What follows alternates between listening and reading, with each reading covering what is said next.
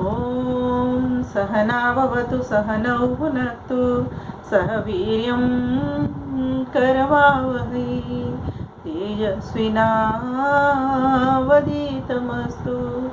मा विद्विषावहै।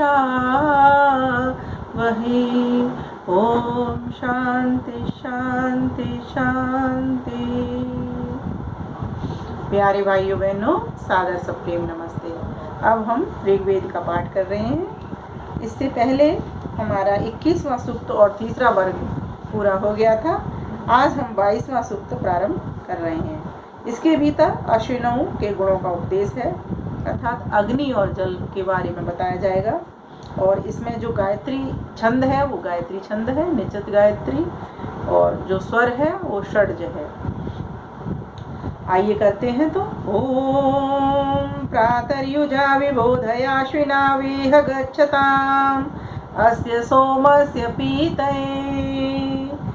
शिल्प कार्यों की सिद्धि करने की इच्छा करने वाले मनुष्यों को चाहिए कि उसमें भूमि और अग्नि का पहले ग्रहण करें, क्योंकि इसके बिना विमान आदि यानों की सिद्धि व गमन का संभव नहीं हो सकता।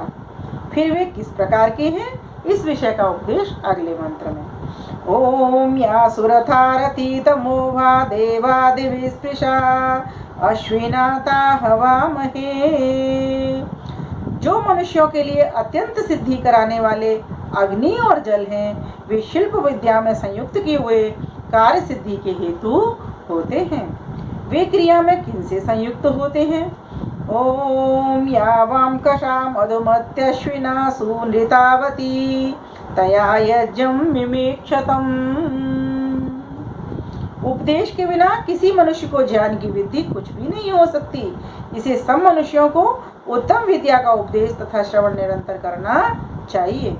इसको करके अश्वयों के योग से क्या होता है? ओम नहीं वामस्ति दूर के यत्रारथे न गच्छतः अश्विना सोमिनो गृहम्। हे मनुष्यों, जिस कारण अग्नि और जल के वेग से युक्त किया हुआ रथ अति दूरी स्थानों में भी शीघ्र पहुंचता है, इससे तुम लोगों को भी इस शिल्प विद्या का अनुष्ठान निरंतर करना चाहिए। अर्थात यहाँ बता दिया कि जो विमान आदि हैं, रथ आदि हैं, वो कैसे चलते हैं? अग्नि और जल के संयोग से। अगले मंत्र में परमेश्वर कराने वाले परमेश्वर का प्रकाश किया गया है।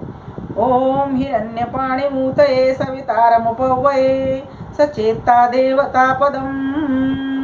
मनुष्यों के द्वारा चेतनमय सब जगह प्राप्त होने और निरंतर पूजन करने योग्य प्रीति का एक पुंज और सब ऐश्वर्यों का जो देने वाला परमेश्वर है, वही निरंतर उपासना के योग्य है। इस विषय के बिना कोई दूसरा पदार्थ उपासना के योग्य नहीं है।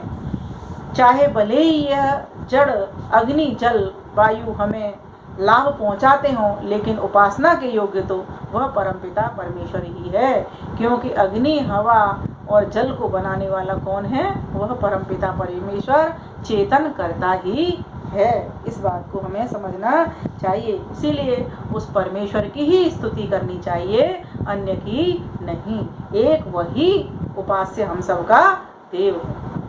ओम अपाम नपातम अवसे सवितारमुपस्तुहि तस्य व्रतान्युष्मसि। जैसे विद्वान मनुष्य परमेश्वर की स्तुति करके उसकी आज्ञा का आचरण करता है, वैसे तुम लोगों को भी उचित है कि उस परमेश्वर के रचे हुए संसार में अनेक प्रकार के उपकार ग्रहण करो। अगले मंत्र में सविता शब्द से ईश्वर और सूर्य के गुणों का उपदेश किया गया है। ओम विभक्तारं हवामहे वसोश्चित्रस्य राधसः सवितारं ऋचक्षसम्। इस मंत्र में श्लेष और उपमा अलंकार हैं। मनुष्यों को उचित है कि जिससे परमेश्वर सर्वशक्तिपन व सर्वज्ञता से सब जगत की रचना करके सब जीवों को उनके कर्मों के अनुसार सुख दुख रूप फल को देता, और जैसे सूर्यलोक अपने तावत छेदन शक्ति से मूर्तिमान द्रव्यों का विभाग और प्रकाश करता है, इससे तुम भी सबको न्यायपूर्वक दंड व सुख और यथायोग्य व्यवहार में चला के विद्या आदि शुभ गुणों को प्राप्त कराया करो। कैसे मनुष्य इस उपकार को ग्रहण कर सकें, सो अगले मंत्र में उपदेश किया गया है। ओम सखाय आनिशीदत सवितास्तोम्यो नूनः दाताराधांसि शुंभति। इस मंत्र में श्लेष अलंकार है। मनुष्यों को परस्पर मित्र भाव के बिना कभी सुख नहीं हो सकता। इससे सब मनुष्यों को योग्य है कि एक दूसरे के साथी होकर जगदीश्वर व अग्निमय सूर्य आदि का उपदेश कर व सुनकर उनमें सुखों के लिए सदा उपकार ग्रहण करें। फिर अगले मंत्र में अग्नि के गुणों का उपदेश किया गया है।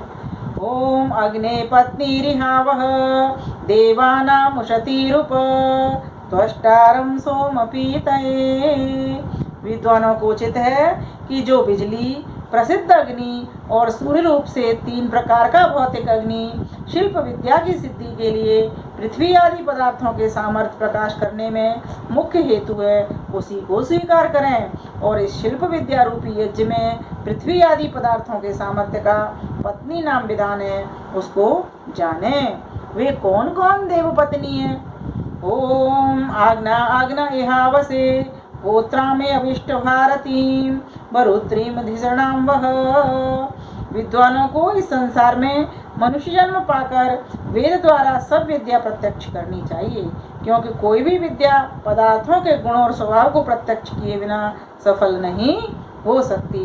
यह 5वां वर्ग पूरा हुआ। अब विद्वानों की स्त्रियां भी युक्त कार्यों को करें, इस विषय का उपदेश अगले मंत्र में किया गया है। ओम अभिनो देवी रवसामः शर्मणा नृपत्नी अच्छिन्न पत्रा सचंताम। फिर वे कैसी देव पत्नी है?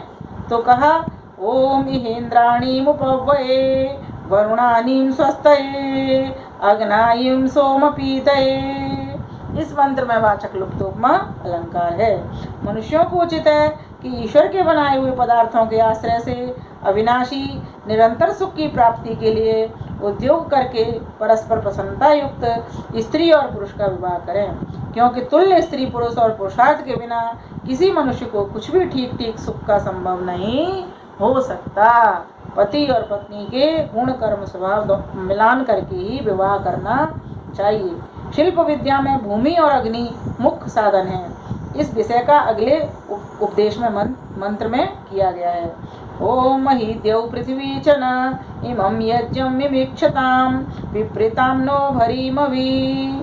द्यौ यह नाम प्रकाशमान लोकों का उपलक्षण, अर्थात जो जिसका नाम उच्चारण किया हो वह उसके समतुल्य सब पदार्थों के ग्रहण करने में होता है, तथा पृथ्वी यह बिना प्रकाश वाले लोकों का है। मनुष्यों को इनसे प्रयत्न के साथ सब उपकारों को ग्रहण करके उत्तम उत्तम सुखों को सिद्ध करना चाहिए। ओम तयोरिदघृतवत्पयो विप्रारिहन्ति धीतिभिः गंधर्वस्य ध्रुवे पदे। उक्त 2 प्रकार के लोकों में क्या क्या करना चाहिए? तो कहा विद्वानों को पृथ्वी आदि पदार्थों से विमान आदि यान बनाकर उनकी कलाओं में जल और अग्नि के प्रयोग से भूमि, समुद्र और आकाश में जाना आना चाहिए। बताओ, इस प्रकार के विमानों का वर्णन यहाँ निकल रहा है कि पृथ्वी पर चलने के लिए भी, आकाश में भी उड़ने के लिए और समुद्र में भी जाने के लिए सारी जगह वो चल दे, एक ही यान, इस तरह का यान बनाना हमको चाहिए। और ये किससे बनते हैं? अग्नि और जल के संयोग से बनते हैं। तो इस प्रकार से यहाँ पर ये वर्णन मिल रहा है। यह भूमि किस लिए है? तो कहा ओम स्योना पृथ्वी भवानीक्षरा निवेशनी यच्छाना शर्म सप्रतः। मनुष्यों को योग्य है कि यह भूमि ही सब मूर्तिमान पदार्थों के रहने की जगह और अनेक प्रकार के सुखों को कराने वाली और नाना प्रकार के रत्नों को प्राप्त कराने वाली होती है, ऐसा ज्ञान करें। यह 6वां वर्ग समाप्त हुआ। अब पृथ्वी आदि पदार्थों का रचने और धारण करने वाला कौन है? इस विषय का उपदेश अगले मंत्र में। ओम अतो देवा अवन्तु नो यतो विष्णुर्विचक्रमे पृथिव्या सप्तधामभिः। विद्वानों के उपदेश के बिना किसी मनुष्य को यथावत सृष्टि विद्या का बोध कभी नहीं हो सकता। ईश्वर के उत्पादन करने के बिना किसी पदार्थ का साकार होना नहीं बन सकता, और इन दोनों कारणों के जाने बिना कोई मनुष्य पदार्थों से उपकार लेने को समर्थ नहीं हो सकता। ईश्वर ने फिर इस संसार को कितने प्रकार का रचा है, सो अगले उपदेश में। ओम इदं विष्णुर्विचक्रमे त्रेधा निदधे पदम समूढ़हमस्य पांसुरे। परमेश्वर ने इस संसार में 3 प्रकार का जगत रचा है, अर्थात एक पृथ्वी रूप, दूसरा अंतरिक्ष आकाश में रहने वाला त्रसणु रूप और तीसरा प्रकाश में सूर्य आदि लोग 3 आधार रूप हैं, पृथ्वी, द्यू और अंतरिक्ष। इनमें से आकाश में वायु के आधार से रहने वाला जो कारण रूप है वही पृथ्वी और सूर्य आदि लोगों का बढ़ाने वाला है। और इस जगत को ईश्वर के बिना कोई बनाने में समर्थ नहीं हो सकता, क्योंकि किसी का ऐसा सामर्थ्य ही नहीं। सत्यात प्रकाश में भी महर्षि ज्ञानेंद्र सरस्वती यही लिखते हैं। तो उन्होंने वेद पढ़े थे तभी तो। फिर वह सर्वव्यापक जगदीश्वर क्या क्या करता है? ओम त्रीणि पदा विचक्रमे विष्णुर्गोपाधाभ्य अतो धर्माणि धारयन्। ईश्वर के धारण के बिना किसी पदार्थ की स्थिति संभव नहीं हो सकती, उसकी रक्षा के बिना किसी के व्यवहार की सिद्धि भी नहीं हो सकती। तो फिर आगे का ओम विष्णु कर्माणि पश्यत यतो व्रतानि पस्पशे इंद्र से युज सखा। क्योंकि सबके मित्र जगदीश्वर ने पृथ्वी आदि लोक तथा जीवों के साधन से शरीर रचे हैं, इसी से सब प्राणी अपने अपने कार्यों के करने में समर्थ होते हैं। फिर कहा वो ब्रह्म कैसा है, जो रक्षक भी है, आधार भी है, निर्माता भी है, तो वो कैसा है? तो कहा तद विष्णु परमं पदं सदा पश्यन्ति सूरय दिवीव चक्षुरातितं दिवीव चक्षुराततम्। इस मंत्र में उपमा अलंकार है। ये बड़े ही प्रसिद्ध मंत्र पढ़े हैं, अभी 4 महीने जो एक साथ पढ़े हैं। जैसे प्राणी सूर्य के प्रकाश में शुद्ध नेत्रों से मूर्तिमान पदार्थों को देखते हैं, वैसे विद्वान लोग निर्मल विज्ञान से विद्या व श्रेष्ठ विचार युक्त शुद्ध अपने आत्मा में जगदीश्वर को सब आनंदों से युक्त और प्राप्त होने योग्य मोक्ष पद को देख करके प्राप्त होते हैं। इसी की प्राप्ति के बिना कोई मनुष्य सब सुखों को प्राप्त होने में समर्थ नहीं हो सकता। इससे इसकी प्राप्ति के निमित्त सब मनुष्यों को निरंतर यत्न करना चाहिए। किसका प्रयत्न करना चाहिए? तद विष्णु परमं पदम, उस विष्णु के परम पद को प्राप्त करना, अर्थात मोक्ष के धाम को, सर्वानंद को, परमानंद को, मोक्षानंद को प्राप्त करने का प्रयत्न करना चाहिए। तो इस प्रकार से आज ये यहीं तक करते हैं। 20 मंत्र यहाँ इसके हो गए। अब आगे के और मंत्रों को अब हम कल पढ़ेंगे, या फिर ऐसा करते हैं एक मंत्र और ले लेते हैं। ओम तद विप्रासो विपन्यो जागृवांस समिंदते विष्णुर्यत् परमं पदम। इसी से ये रिलेटेड है।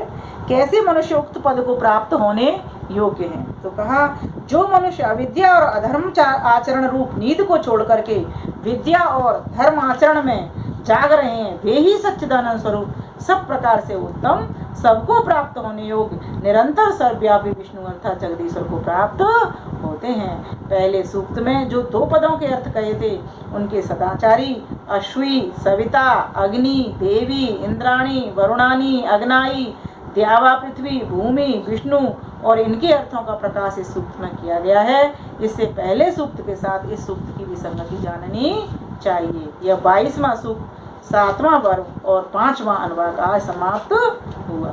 अब आगे का भाग कल। ओम शांति शांति शांति। सभी को नमस्ते।